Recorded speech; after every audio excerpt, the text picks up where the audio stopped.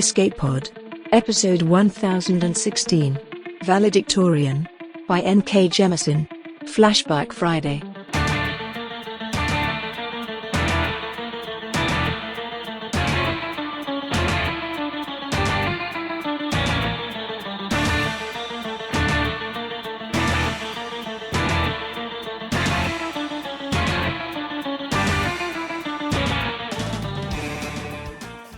This week's story, Valedictorian by N.K. Jemisin, narrated by Stephanie Malia Morris, hosted by Alistair Stewart, with audio by Summer Brooks. Hi folks, welcome to Escape Pod. I'm Alistair, your host, and this week's story is part of our anniversary celebration look at some of the stories Escape Pod has released over the last 20 years. This one first appeared as episode 450 on June 16th, 2014, and was chosen as a Flashback Friday by Marguerite 4 years later, on April 25th, 2019. It comes to us from N.K. Jemisin. N.K. Jemisin is a fantasy author and 2020 MacArthur Fellow. Since beginning her professional career in the early 2000s, her short fiction and novels have been recognized with multiple Hugo, Nebula, and Locus Awards. Most of her works have been optioned for television or film, and collectively her novels, including the Broken Earth trilogy, have sold over 2 million copies. After 20 years working in higher education as an applied counseling psychologist, she retired in 2016 to become a full-time writer, writing instructor, and public speaker. Her speculative works range widely in theme, though with repeated motifs: resistance and oppression, loneliness and belonging, and wouldn't it be cool if this one ridiculous thing happened? In her spare time, she's into tabletop and video games, biking, fanfiction, and urban gardening. She lives and writes in Brooklyn with her son and 2 cats. Your narrator for this week is Stephanie Malia Morris. Stephanie is a graduate of the 2017 Clarion West Writers' Workshop, recipient of the Octavia E. Butler Memorial Scholarship Award, and a 2019 Kimbilo Fellow. Her short fiction has appeared in Fire, Apex Magazine, Nightmare, and Pseudopod. She has narrated short fiction for the Escape Artists podcasts, Uncanny and Beneath Ceaseless Skies, and you can find her online at stephaniemaliamorris.com. Before we get to the story, these last 3 flashbacks for our 20th anniversary year in particular are designed to cover every element of Escape Pod's history. You will hear stories from future editors of new shows. You'll hear stories from, I think, every editorial era, and most importantly, you will hear stories that fold every era of Escape Pod into one. This is one of those, a story we have already run as a flashback, and one that was hosted then by Marguerite Kenner, the love of my life. Her comments on the original episode are essential, as are Norm's on the original broadcast, and I would enthusiastically encourage you to check them both out. So get ready to study. And get ready to ask why. Because it's story time.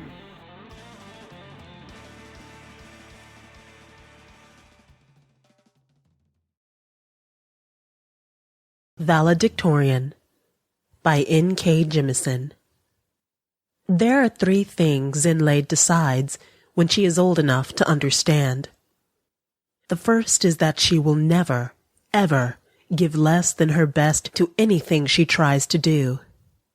The second is that she will not live in fear.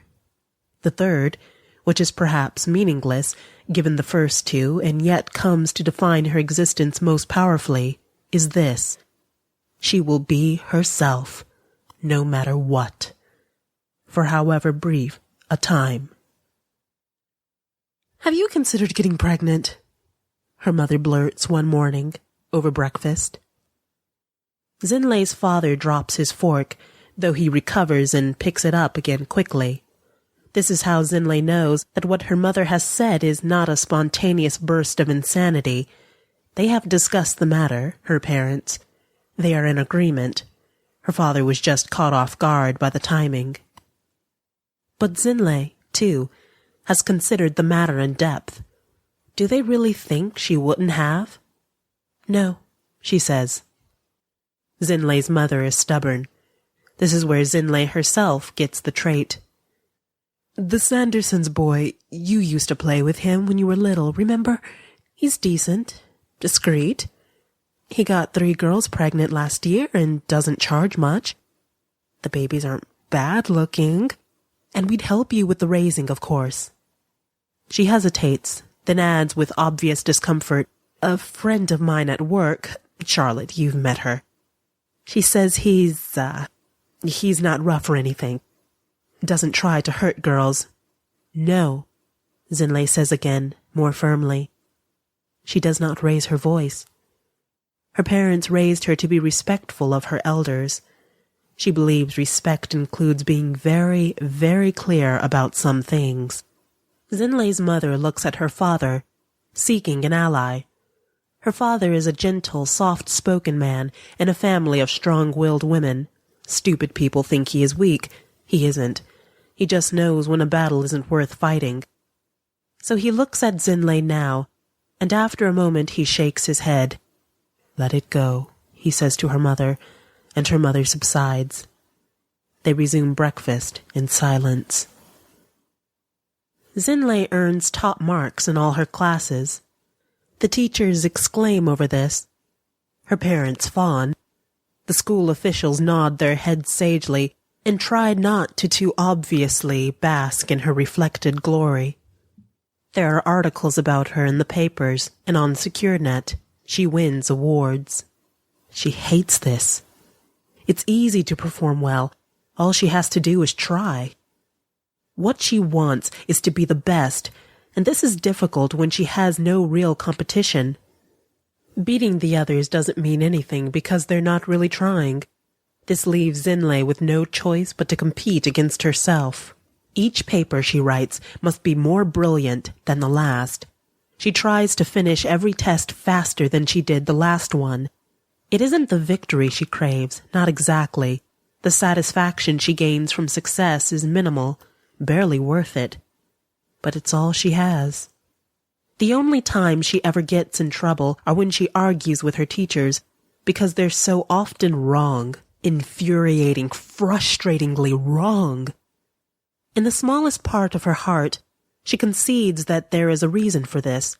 A youth spent striving for mediocrity does not a brilliant adult make.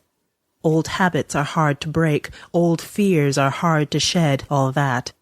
Still, arguing with them, looking up information and showing it to them to prove their wrongness becomes her favorite pastime. She is polite, always, because they expect her to be uncivilized, and because they are also her elders. But it's hard. They're old enough that they don't have to worry, damn it. Why can't they at least try to be worthy of her effort? She would kill for one good teacher. She is dying for one good teacher. In the end, the power struggle, too, is barely worth it. But it is all she has. "Why do you do it?" asks Mitra, the closest thing she has to a best friend. Zinlei is sitting on a park bench as Mitra asks this. She is bleeding, a cut on her forehead, a scrape on one elbow, her lip where she cut it on her own teeth. There is a bruise on her ribs shaped like a shoe print. Mitra dabs at the cut on her forehead with an antiseptic pad. Zinlei only allows this because she can't see the cut. If she misses any of the blood and her parents see it, they'll be upset. Hopefully the bruises won't swell. "I'm not doing anything," she snaps in reply. "They did this, remember?" Samantha and the others, 6 of them. The last time, there were only 3. She'd managed to fight back then, but not today. "Crazy ugly bitch," Zinlei remembers Sam ranting. She does not remember the words with complete clarity. Her head had been ringing from a blow at the time. "My dad says we should have shoved your family through the wall with the rest of the cockroaches. I'm gonna laugh when they take you away." 6 is better than 3, at least. "They wouldn't if you weren't." Mitra trails off, looking anxious. Zinlei has a reputation at school. Everyone thinks she's angry all the time, whether she is or not. The fact that she often is notwithstanding. Mitra knows better. Or she should. They've known each other for years. But this is why Zinlei qualifies it whenever she explains their friendship to others. Mitra is like her best friend. A real best friend, she feels certain, would not fear her. What? Zinlei asks. She's not angry now, either, partly because she has come to expect no better from Mitra, and partly because she hurts too much. If I wasn't what, Mitt? Mitra lowers the pad and looks at her for a long, silent moment. If you weren't stupid as hell! She seems to be growing angry herself. Zinlei cannot find the strength to appreciate the irony. I know you don't care whether you make valedictorian, but do you have to make the rest of us look so bad? One of Zinlei's teeth is loose. If she can resist the urge to tongue it, it will probably heal and not die in the socket. Probably. She challenges herself to keep the tooth without having to visit a dentist. Yeah, she says, wearily. I guess I do. When she earns the highest possible score on the post-graduation placement exam, Miss Threnody pulls her aside after class. Zinlei expects the usual praise. The teachers know their duty, even if they do a half-assed job of it. But Threnody pulls the shade on the door, and Zinlei realizes something else is in the offing. There's a representative coming to school tomorrow, Threnody says, from beyond the firewall. I thought you should know. For just a moment, Zinlei's breath catches. Then she remembers Rule 2, she will not live in fear, and pushes this aside. What does the representative want? She asks, though she thinks she knows. There can be only one reason for this visit. You know what they want. Threnody looks hard at her. They say they just want to meet you, though. How do they know about me?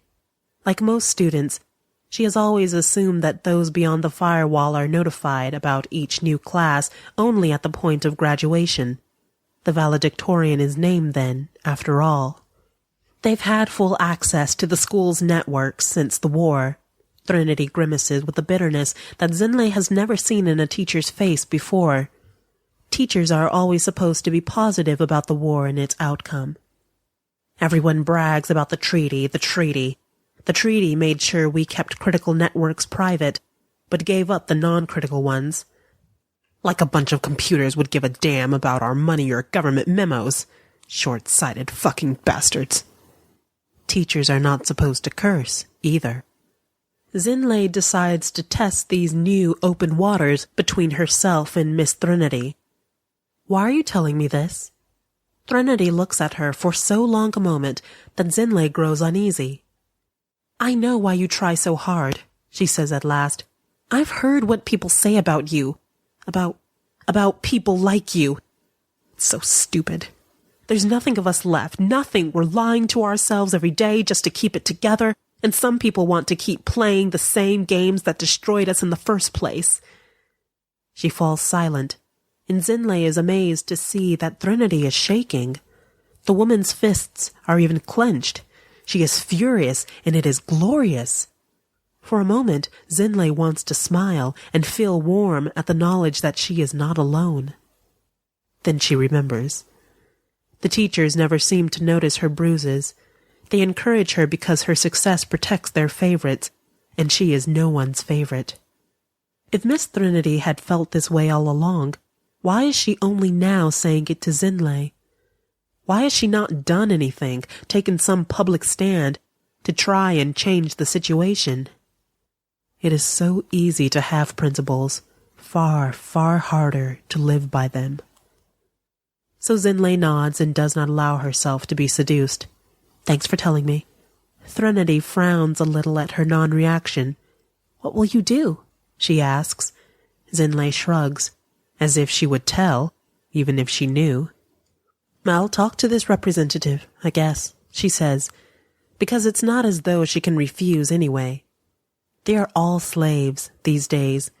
The only difference is that Zinlei refuses to pretend otherwise. The people beyond the firewall are not people. Zinlei isn't really sure what they are.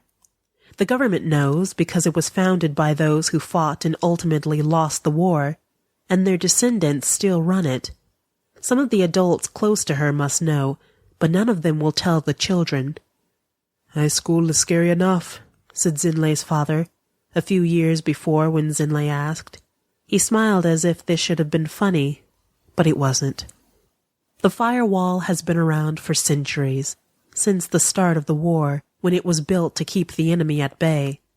But as the enemy encroached and the defenders' numbers dwindled, they fell back, unwilling to linger too close to the front lines of a war whose weapons were so very strange and invisible and insidious. To conserve resources, the firewall was also pulled back so as to protect only essential territory. The few safe territories merged, some of the survivors traveling long distances in order to join larger enclaves, the larger enclaves eventually merging too. The tales of those times are harrowing, heroic. The morals are always clear. Safety in numbers, people have to stick together, stupid to fight a war on multiple fronts, etc. At the time, Zinlei supposes, they didn't feel like they were being herded together. Nowadays, the firewall is merely symbolic. The enemy has grown steadily stronger over the years, while tech within the firewall has hardly developed at all. But this is something they're not supposed to discuss. Zinlei wrote a paper about it once and got her only F ever, which forced her to do another paper for extra credit. Her teacher's anger was worth the work. These days, the enemy can penetrate the firewall at will, but they usually don't need to, because what they want comes out to them. Each year, a tribute of children are sent beyond the wall, never to be seen or heard from again. The enemy are very specific about their requirements. They take 10% plus 1. The 10% are all the weakest performers in any graduating high school class. This part is easy to understand, and even the enemy refers to it in animal husbandry terms. These children are the cull. The enemy do not wish to commit genocide, after all. The area within the firewall is small, the gene pool limited. They do not take children, or healthy adults, or gravid females, or elders who impart useful socialization. Just adolescents, who have had a chance to prove their mettle. The population of an endangered species must be carefully managed to keep it healthy. The +1, though. No one understands this. Why does the enemy want their best and brightest? Is it another means of assuring control? They have total control already. It doesn't matter why they want Zinlei, though. All that matters is that they do. Zinlei goes to meet Mitra after school so they can walk home as usual. Samantha and her friends are busy decorating the gym for the school prom. There will be no trouble today. When Mitra is not waiting at their usual site near the school sign, Zinlei calls her. This leads her to the school's smallest restroom, which is only one stall. Most girls think there will be a wait to use it, so they use the bigger restroom down the hall. This is convenient, as Mitra is with Lauren, who is sitting on the toilet and crying in harsh, gasping sobs. The calculus final, Mitra mouths, before trying again, fruitlessly, to blot up Lauren's tears with a wad of toilet paper. Zinlei understands then. The final counts for 50% of the grade. I didn't. Lauren manages between sobs. She is hyperventilating. Mitra has given her a bag to breathe into, which she uses infrequently. Her face, sallow pale at the best of times, is alarmingly blotchy and red now. It takes her several tries to finish the sentence. Think I would. The test. I studied. But when I was sitting there, the first problem, I knew how to answer it. I did 10 others just like it. Practice problems. But I couldn't think. Couldn't I? Zinlei closes the door, shoving the garbage can in front of it as Mitra had done before Zinlei's knock. You choked, she says. It happens. The look that Lauren throws at her is equal parts fury and contempt. What the hell would you know about it? I failed the geometry final in 8th grade, Zinlei says. Mitra throws Zinlei a surprised look. Zinlei scowls back, and Mitra looks away. I knew all the stuff that was on it, but I just drew a blank. She shrugs. Like I said, it happens. Lauren looks surprised, too, but only because she did not know. You failed that? But that test was easy. Her breathing has begun to slow. She shakes her head, distracted from her own fear. That one didn't matter, though. She's right. The cull only happens at the end of high school. Zinlei shakes her head. All tests matter. But I told them I'd been sick that day, so the test wasn't a good measure of my abilities. They let me take it again, and I passed that time. She had scored perfectly, but Lauren does not need to know this. You took it again? As Zinlei had intended, Lauren considers this. School officials are less lenient in high school. The process has to be fair. Everybody gets one chance to prove themselves. But Lauren isn't stupid. She will get her parents involved, and they will no doubt bribe a doctor to assert that Lauren was on powerful medication at the time, or recovering from a recent family member's death, or something like that. The process has to be fair. Later, after the blotty toilet paper has been flushed and Lauren has gone home, Mitra walks quietly beside Zinlei for most of the way home. Zinlei expects something, so she is not surprised when Mitra says, I didn't think you'd ever talk about that. The geo test? Zinlei shrugs. It cost her nothing to do so. I'd almost forgotten about that whole thing, Mitra continues. She speaks slowly, as she does when she is thinking. Wow, you used to tell me everything then, remember? We were like that. She holds up 2 fingers. Everybody used to talk about us. The African princess and her Arab sidekick. They fight crime. She grins, then sobers abruptly, looking at Zinlei. You were always a good student, but after that, I'll see you tomorrow, says Zinlei, and she speeds up, leaving Mitra behind. But she remembers that incident too. She remembers the principal, Mrs. Zox, to whom she went to plead her case. Well, listen to you, the woman had said, in a tone of honest amazement. So articulate and intelligent. I suppose I can let you have another try, as long as it doesn't hurt anyone else. Zinlei reaches for the doorknob that leads into her house, but her hand bounces off at first. It's still clenched into a fist. She gets so tired sometimes. It's exhausting, fighting others' expectations and doing it all alone. In the morning, Zinlei's homeroom teacher, Miss Carlyle, hands her a yellow pass, which means she's supposed to go to the office. Miss Carlyle is not Miss Trinity. She shows no concern for Zinlei, real or false. In fact, she smirks when Zinlei takes the note. Zinlei smirks back. Her mother had told Zinlei the story of her own senior year.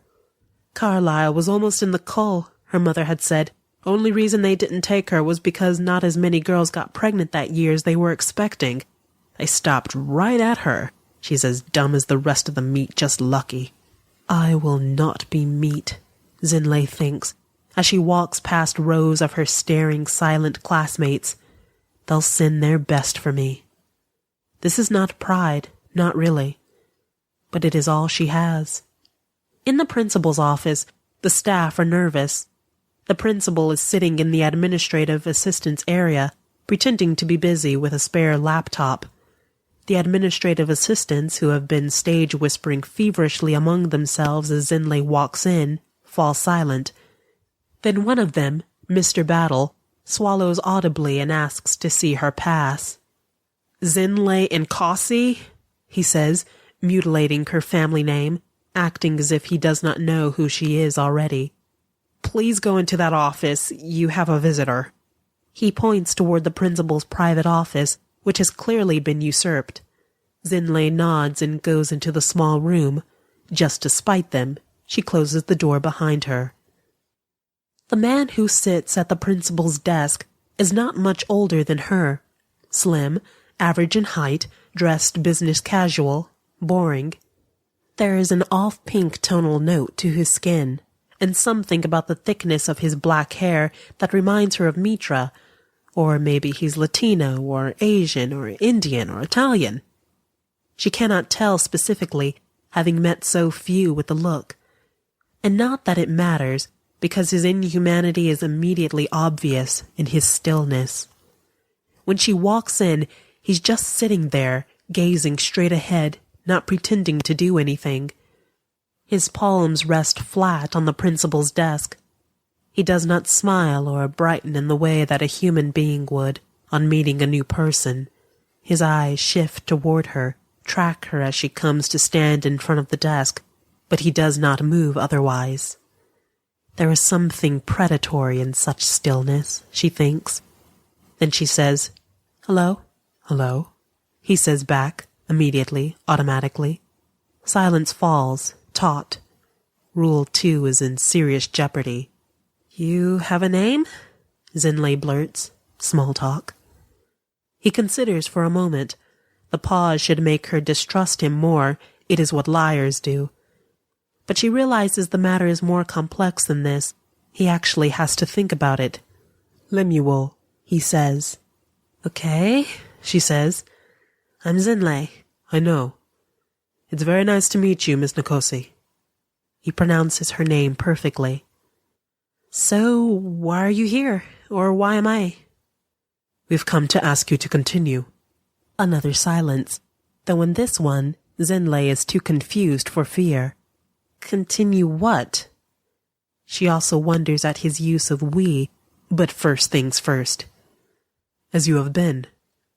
He seems to consider again, then suddenly begins moving in a human way, tilting his head to one side, blinking twice rapidly, inhaling a bit more as his breathing changes, lifting a hand to gesture toward her.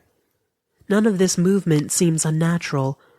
Only the fact that it's deliberate, that he had to think about it, makes it strange. "We've found that many like you tend to falter at the last moment," he continues, "so we're experimenting with direct intervention." Zinlei narrows her eyes. "Many like me?" "Not them, too." "Valedictorians." Zinlei relaxes, though only one set of muscles. The rest remain tense. "But I'm not one yet, am I? Graduation's still 3 months off." "Yes, but you are the most likely candidate for this school, and you were interesting to us for other reasons." Abruptly, Lemuel stands. Zinlei forces herself not to step back as he comes around the desk and stops in front of her. "What do I look like to you?" She shakes her head. She didn't get her grade point average by falling for trick questions. "You've thought about it?" He presses. "What do you think I am?" She thinks. The enemy. "A machine," she says instead. "Some kind of, I don't know, robot or—" "It isn't surprising that you don't fully understand," he says. "In the days before the war, part of me would have been called artificial intelligence." Zinlei blurts the first thing that comes to her mind. "You don't look artificial." To her utter shock, he smiles. He doesn't think about this first. Whatever was wrong with him before, it's gone now. "Like I said, that's only part of me. The rest of me was born in New York, a city not far from here. It's on the ocean. I go swimming at the Coney Island beach in the mornings, sometimes." He pauses. "Have you ever seen the ocean?" He knows she is not. All firewall-protected territory is well inland, America's breadbasket. She says nothing. "I went to school," he says. "Not in a building, but I did have to learn. I have parents. I have a girlfriend. And a cat." He smiles more. "We're not that different, your kind and mine." "No." "You sound very certain of that. We're human." Lemuel's smile fades a little. She thinks he might be disappointed in her. "The firewall," he says. "Outside of it, there are still billions of people in the world. They're just not your kind of people." For a moment, this is beyond Zinlei in anything but the most atavistic existential sense. She does not fear the man in front of her, though perhaps she should. He's bigger, she's alone in a room with him, and no one will help her if she screams. But the real panic hits as she imagines the world filled with nameless, faceless, dark hordes, closing in, threatening by their mere existence. There is a pie chart somewhere which is mostly them, and only a sliver of us, and the us is about to be popped like a zit. Rule 2. She takes a deep breath, masters the panic, realizes, as the moments pass and Lemuel stands there quietly, that he expected her fear. He's seen it before. After all, that sort of reaction is what started the war. "Give me something to call you," she says. The panic is still close. Labels will help her master it. "Your people." He shakes his head. "People? Call us that, if you call us anything." "People?" She gestures in her frustration. "People categorize. People differentiate. If you want me to think of you as people, act like it." "All right then. People who adapted when the world changed." "Meaning we're the people who didn't?" Zinlei forces herself to laugh. "Okay, that's crap.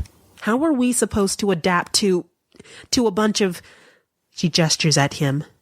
The words sound too ridiculous to say aloud, though his presence, her life, her whole society is proof that it's not ridiculous. Not ridiculous at all. "Your ancestors, the people who started the war, could have adapted." He gestures around at the room, the school, the world that is all she has known, but which is such a tiny part of the greater world. "This happened because they decided it was better to kill, or die, or be imprisoned forever than change." The adult's great secret. It hovers before her at last, ripe for the plucking. Zinlei finds it surprisingly difficult to open her mouth and take the bite, but she does it anyhow. Rule 1 means she must always ask the tough questions. "Tell me what happened then," she murmurs. Her fists are clenched at her sides. Her palms are sweaty. "If you won't tell me what you are." He shakes his head and sits on the edge of the desk with his hands folded, abruptly looking not artificial at all, but annoyed, tired. "I've been telling you what I am. You just don't want to hear it." It is this, not the words, but his weariness, his frustration, that finally makes her pause, because it's familiar, isn't it? She thinks of herself sighing when Mitra asked, "Why do you do it?" Because she knows, what that question really asks. Why are you different? Why don't you try harder to be like us? She thinks now what she did not say to Mitra that day. Because none of you will let me just be myself. She looks at Lemuel again. He sees, somehow, that her understanding of him has changed in some fundamental way. So at last, he explains. "I leave my body like you leave your house," he says. "I can transmit myself around the world, if I want, and be back in seconds. This is not the first body I've had, and it won't be the last." It's too alien. Zinlei shudders and turns away from him. The people who are called. Not the first body I've had. She walks to the office's small window, pushes open the heavy curtain, and stares through it at the soccer field beyond, seeing nothing. "We started as accidents," he continues, behind her, leftovers, microbes in a digital sea. "We fed on interrupted processes, interrupted conversations, grew, evolved. The first humans we merged with were children using a public library network too ancient and unprotected to keep us out. Nobody cared if poor children got locked away in institutions or left out on the streets to shiver and starve when they started acting strange. No one cared what it meant when they became something new, or at least, not at first. We became them. They became us. Then we, together, began to grow." Cockroaches, Samantha had called them. A pest, neglected until they became an infestation. The first firewalls had been built around the inner cities in an attempt to pin the contagion in. There had been guns, too, and walls of a non-virtual sort for a while. The victims, though they were not really victims, had been left to die, though they had not really obliged. And later, when the firewalls became the rear guard and a retreat, people who looked too much like those early victims got pushed out to die, too. The survivors needed someone to blame. She changes the subject. People who get sent through the wall. Me. What happens to them? What will happen to me? They join us. Bopping around the world to visit girlfriends, swimming in an ocean. It does not sound like a terrible existence, but what if they don't want to? She uses the word they to feel better. He does not smile. They're put in a safe place, behind another firewall if you'd rather think of it that way. That way they can do no harm to themselves, or to us. There are things, probably many things, that he's not saying. She can guess some of it, though, because he's told her everything that matters. If they can leave bodies like houses, well, houses are always in demand. Easy enough to lock up the current owner somewhere, move someone else in. Houses. Meat. She snaps. That's not treating us like people. You stopped acting like people. He shrugs. This makes her angry again. She turns back to him, her fists clenched. Who the hell are you to judge? We don't. You do. What? It's easy to give up what you don't want. The words feel like gibberish to her. Zinlei is trembling with emotion, and he's just sitting there, relaxed, like the inhuman thing he is. Not making sense. My parents want me. All the kids who ended up cold, their families want them. But he shakes his head. You are the best of your kind, by your own standards, he says. But then something changes in his manner. Good grades reflect your ability to adapt to a complex system. We are a system. The sudden vehemence in Lemuel's voice catches Zinlei by surprise. His calm is just a veneer, she realizes belatedly, covering as much anger as she feels herself. Because of this, his anger derails her, leaving her confused again. Why is he so angry? I was there, he says quietly. She blinks in surprise, intuiting his meaning. But the war was centuries ago. At the beginning, when your ancestors first threw us away. His lip curls in disgust. They didn't want us, and we have no real interest in them. But there is value in the ones like you, who not only master the system, but do so in defiance of the consequences. The ones who want not just to survive, but to win. You could be the key that helps your kind defeat us someday, if we didn't take you from them. If they didn't let us. He pauses, repeats himself. It's easy to give up what you don't want. Silence falls. In it, Zinlei tries to understand. Her society, no. Humankind doesn't want her? Doesn't want the ones who are different, however much they might contribute? Doesn't want the children who cannot help uniqueness despite a system that pushes them to conform, be mediocre, never stand out? When they start to fight for you, Lemuel says, we'll know they're ready to be let out, to catch up to the rest of the human race. Zinlei flinches.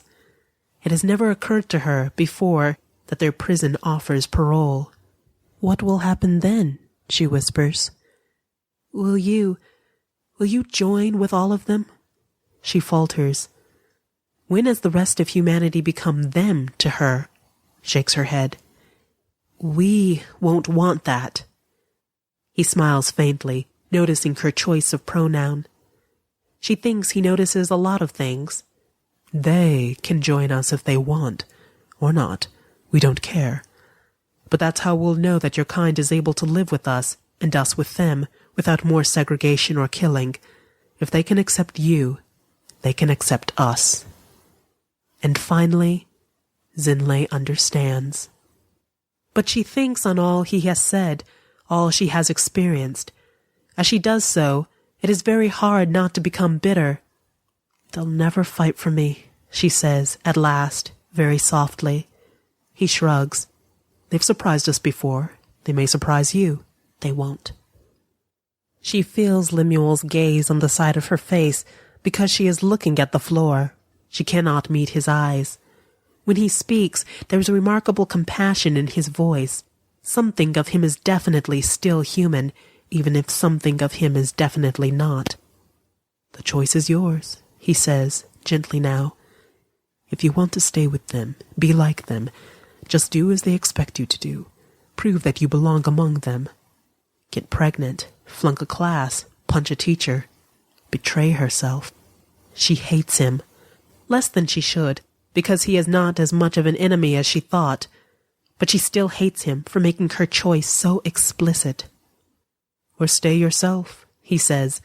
"If they can adapt to you, and you won't adapt to them, then you'd be welcome among us. Flexibility is part of what we are." There's nothing more to be said. Lemuel waits a moment to see if she has any questions. She does, actually, plenty of them. But she doesn't ask those questions because really, she already knows the answers. Lemuel leaves. Zinlei sits there, silent, in the little office. When the principal and office ladies crack open the door to see what she's doing, she gets up, shoulders past them, and walks out. Zinlei has a test the next day. Since she can't sleep anyway, too many thoughts in her head and swirling through the air around her, or maybe those are people trying to get in, she stays up all night to study. This is habit. But it's hard, so very hard, to look at the words, to concentrate and memorize and analyze. She's so tired. Graduation is 3 months off, and it feels like an age of the world. She understands why so many people hate her now. By existing, she reminds them of their smallness. By being different, she forces them to redefine enemy. By doing her best for herself, she challenges them to become worthy of their own potential. There's no decision, really. Lemuel knew full well that his direct intervention was likely to work. He needn't have bothered, though. Rule 3, staying herself, would have brought her to this point anyway. So in the morning, when Zinlei takes the test, she nails it, as usual. And then she waits to see what happens next.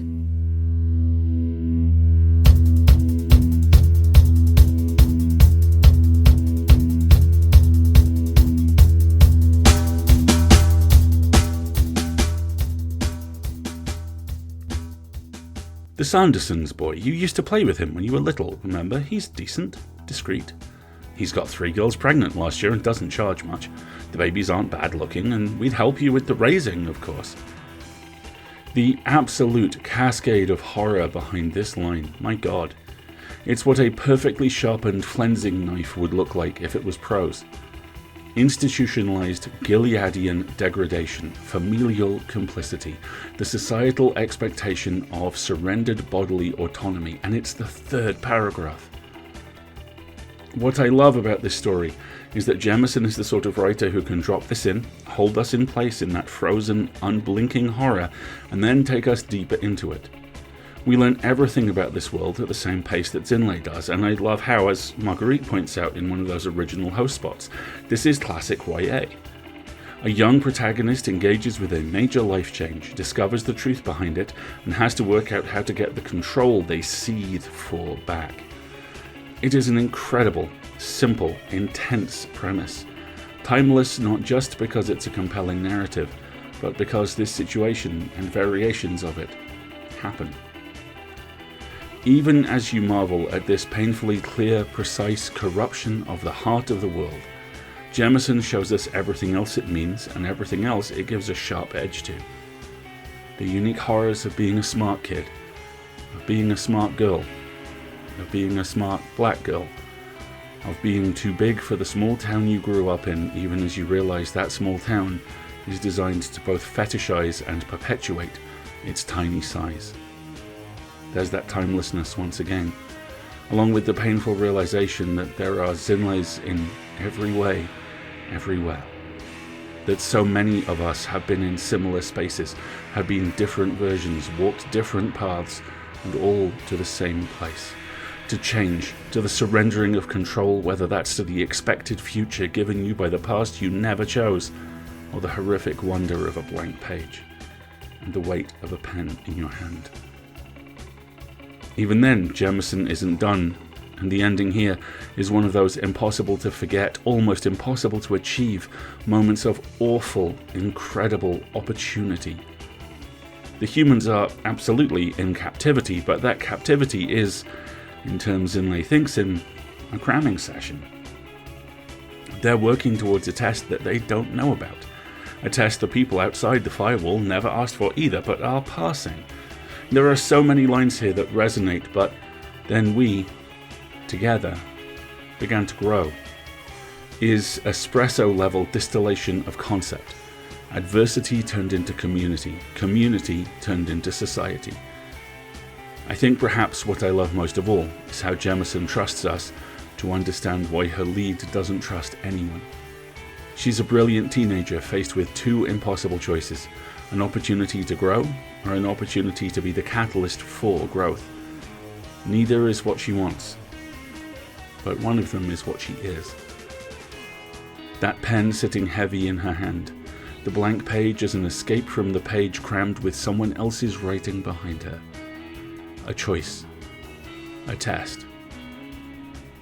Because of that, perhaps never really a choice at all. What a fantastic story, and what a fascinating world. One Jemison would return to in another story you can find in our back catalogue, episode 338. Thanks to all. We just rolled out ads. Don't worry, no mid-roll, and we will never do mid-roll, but we're doing ads at the top and bottom of each show. We have an ad-free tier on our Patreon that costs $7 a month, and that gives you access to our feeds all the way back to the start too. So if you want to go ad-free, go to our Patreon and sign up. And if you can't subscribe, we still need and welcome one-time donations. Ads help, but the primary engine is still and always will be you. Subscribing helps, individual donations help, and if there is a method of support we don't do but that you would like, reach out to us at donations@escapeartists.net. We would love to hear about it. If you can't afford to support us financially, then we understand completely. Times are hard.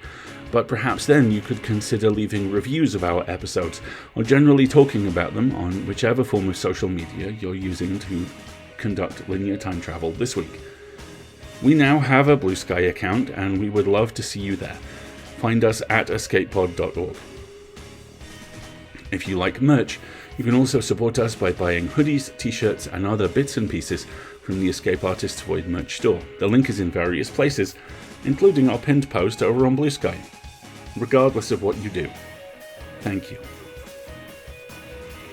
Escape Pod is part of the Escape Artists Foundation, a 501c3 non-profit, and this episode is distributed under the Creative Commons Attribution, Non-Commercial, No Derivatives 4.0 International License.